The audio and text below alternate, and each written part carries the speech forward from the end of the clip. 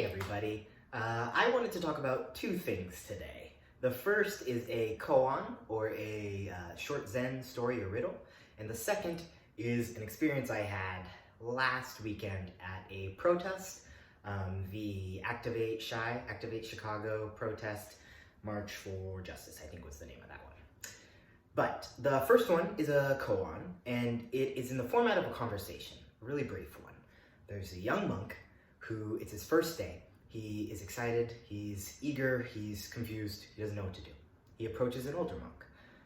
He asks, "What should I do? It's my first day." The older monk responds, "Have you had your morning gruel?" The younger monk responds, "Yes, I have." The older monk responds, "Then clean your bowl." So that's the whole koan. Koans are like short little riddles that are presented when you're trying to become a Zen master or understand Buddhism more deeply and things like that.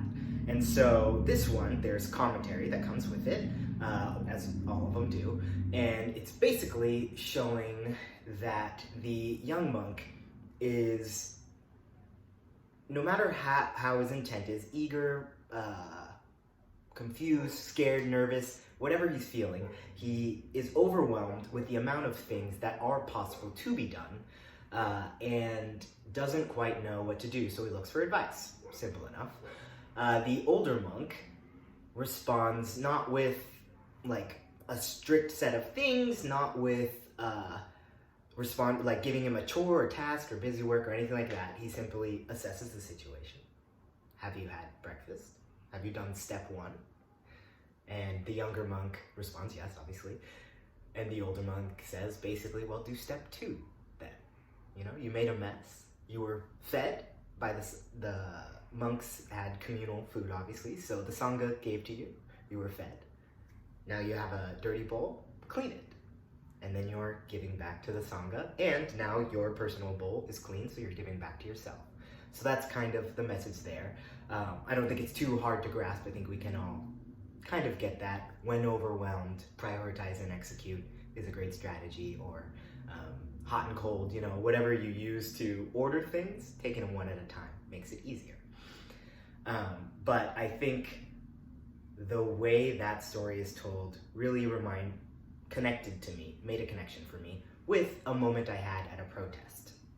And that was, we were in Union Park in Chicago, and I've actually protested there before. I was there for the Women's March, I think 2 years ago. And so I was back there, and I was kind of watching everything go on. There was speeches before we started marching, and they were setting up ground rules for everybody. And I believe it was 4 or so women on stage at the time, or people on stage at the time, the leader of which was 24 or 25, and they all organized this within 4 days. So that's what we're coming into this with.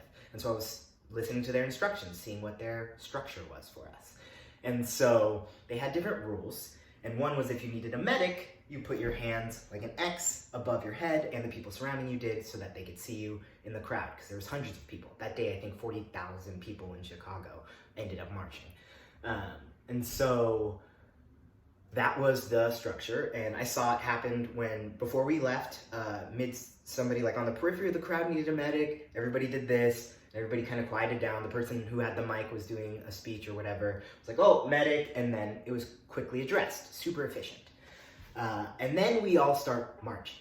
And so if you've ever been to Union Park, you really gotta funnel a big crowd out of it. You can't just leave, there are barriers. And so the Black Caucus led the way. We kind of parted the sea for them, and they led the way, and then everybody from the crowd filtered in and then funneled out.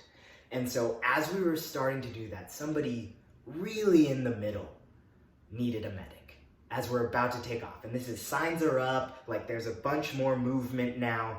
And it was for half a second, didn't know what was gonna happen. I didn't know what was gonna happen, because I just heard like a panic yell, medic, and then saw some hands up. And maybe 2 or 3 seconds goes by, a few seconds. But the crowd of hundreds was able to calmly and decisively, almost instinctively, as one, take a knee so that the person who needed medical attention and whoever they were with were standing and the only one's tall, and then kind of the whole crowd fanned out into a knee, kneeling so that they could receive the medical attention they needed. Nobody panicked. It was not there was no mob mentality sort of energy that kind of takes over sometimes when everybody's adrenaline in a big group starts going. They didn't get pushed around. They didn't just go unattended or drowned out by chants and loud signs. Everybody calmly and silently took a knee.